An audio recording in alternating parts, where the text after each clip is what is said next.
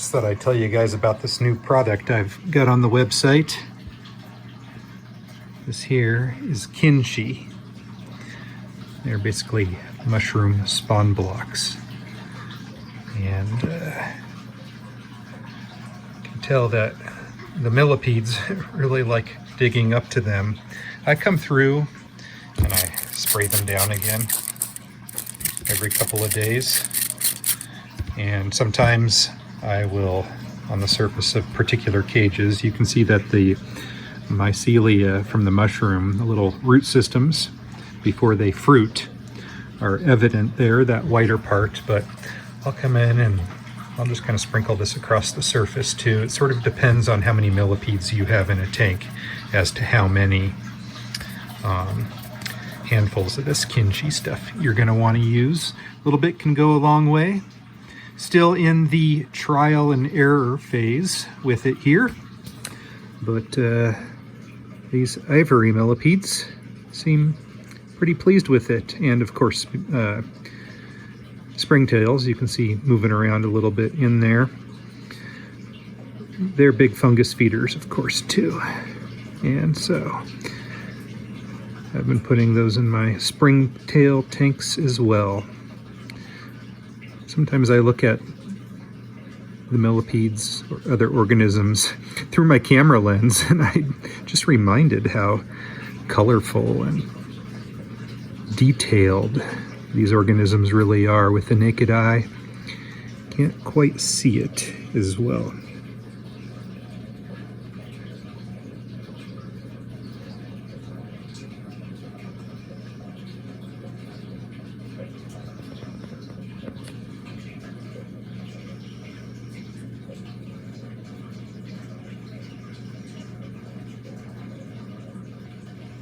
Some of you might be wondering what this kinshi stuff is. Let's talk about that a little bit. We got oak sawdust as the primary base, and then soybean hulls and oats, and then they inoculate it, in this case with oyster mushroom and spores, and then the mushrooms fruit out. Now ideally with kinshi, you use it for your beetles when the mycelia, those root-like structures in the middle that are growing all through it, before they ever fruit. Let's get a close-up on this. All that white stuff in there is basically like mushroom roots. And it begins to decompose and pull nutrients out of the substrate here, and then the fruit, the mushrooms themselves, sprout out of it, and that begins to deplete, of course, the nutrients in here.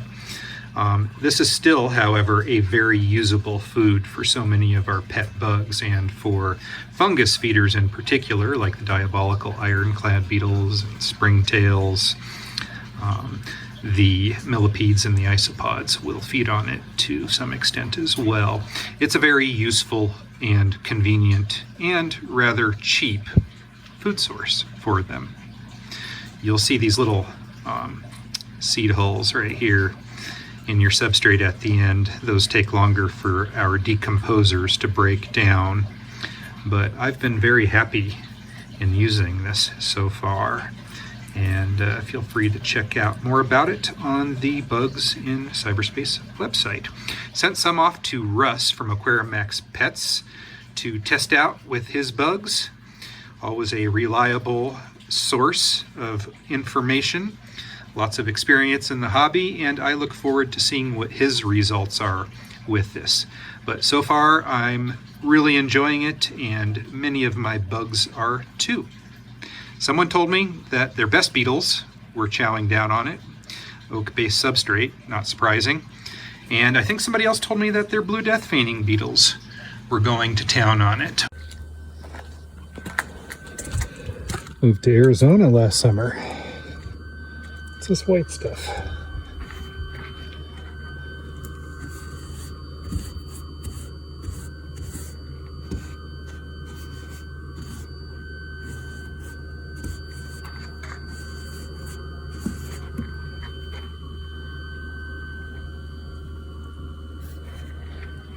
Kind of pretty. Hope I never see it again.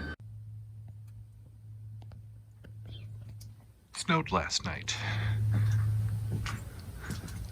Leaves are frosted here on the loquat tree. Just wanted to document this rare phenomenon here in my area. And snowfall there on the Sonoritas. Love that ridge line. I think I'm going to make the shape of it the backdrop for the Sky Island Adventures business.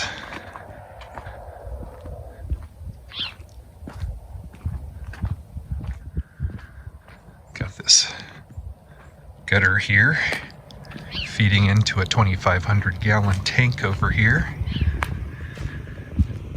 Hoping when the snow melts, I'll have it filled up to the top there. Tank's pretty full. Glad to see that.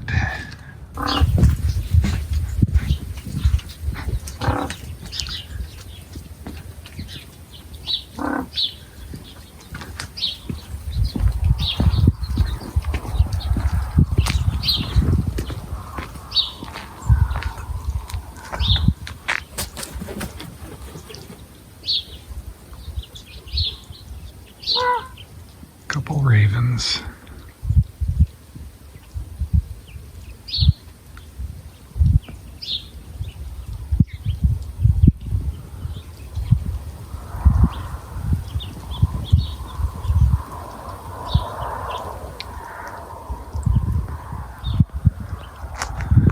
Snow's melting now.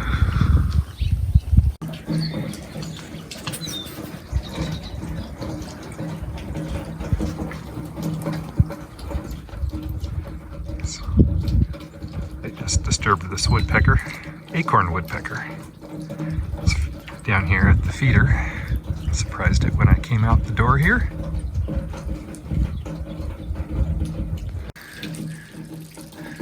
And do you hear that?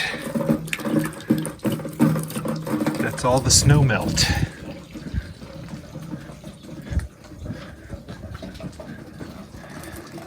And there too.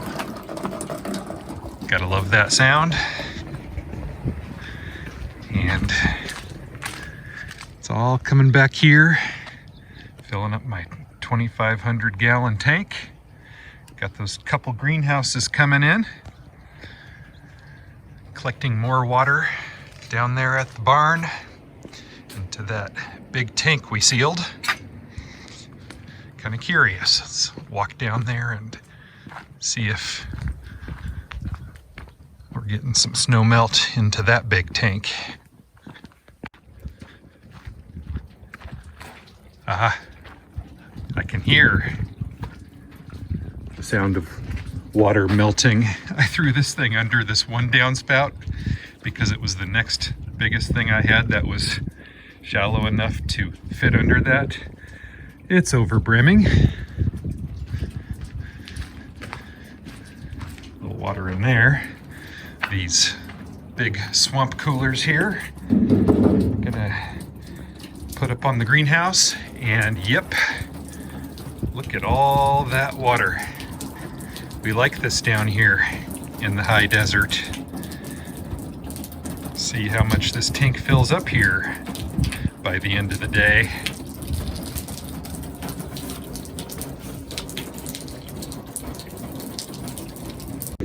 And again, we had calculated that we'd be able to get 22,000 gallons off that roof right there. And look at all this water just going to waste here. Breaks my heart a little bit.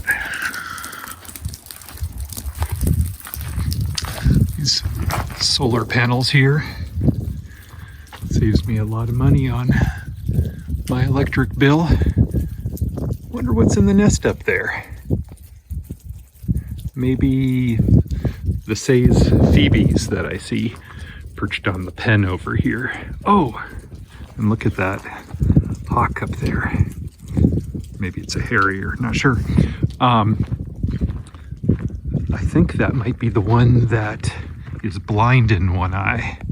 Let's go over there and see if we can get a bit closer. I saw it shift its feet a little bit. Not sure if we'll... Oh, look at that. Huh. Interesting. Just went down onto the ground right there.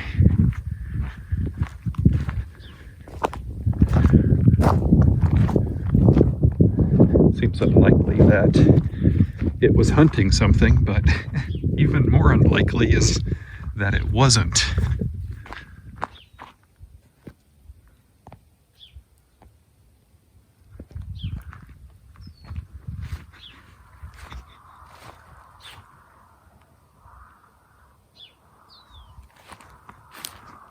Just perched up there on the fence.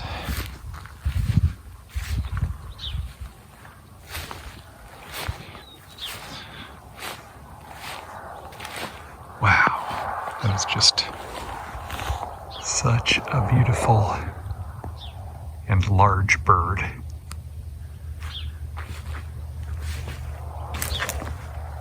I think it's a harrier. Not sure though. Learning my birds down here. Look at that beautiful tail. It's not the one that was blind in one eye for sure. Got some nice photos of a different hawk the other day over in this same part of the yard.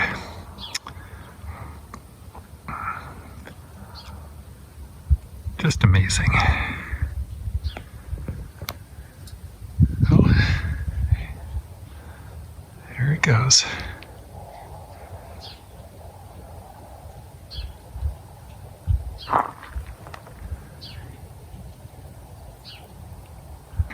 It's a cold day here in southern Arizona.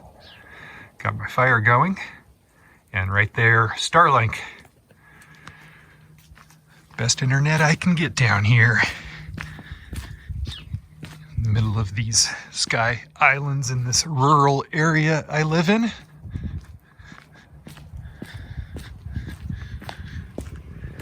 Of course, still out here in my shorts. And most of the time a t-shirt. Come back around here. Dad and I are working on a project here today. Got the benches for sitting at the bar. And this here is all ready and set up to hang on the wall. Another catchment tank here. Quite a bit of water flowing into that here from the snow melt.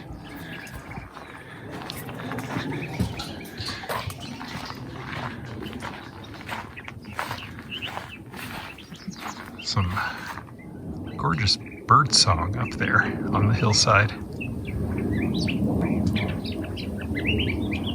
Can't see the bird though.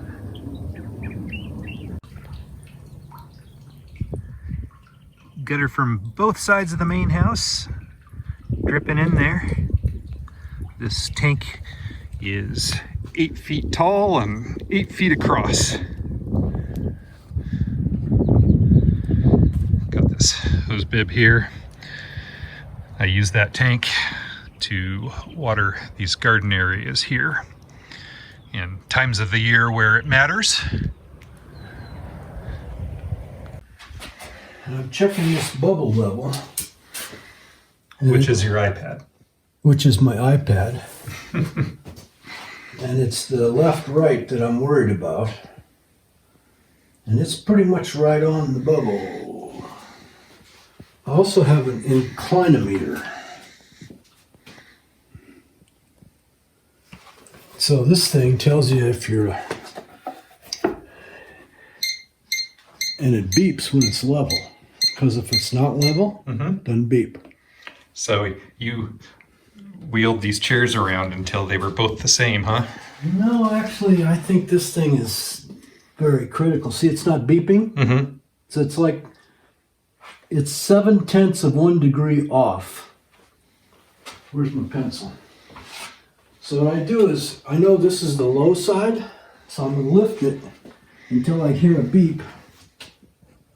0.6, 0.4, 0.3, 0.2, 0.1, 0.2.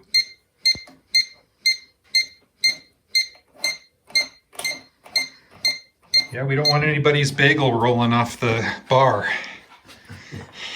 Okay, and we didn't lift this side, so this is the side over here.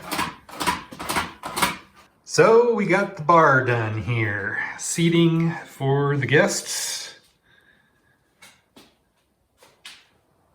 Be able to plant some flowers down there now. And there'll be all kinds of butterflies and hummingbirds and things. Quick tour of the guest house here. Still gonna get the futon to put over there before anybody makes it down here.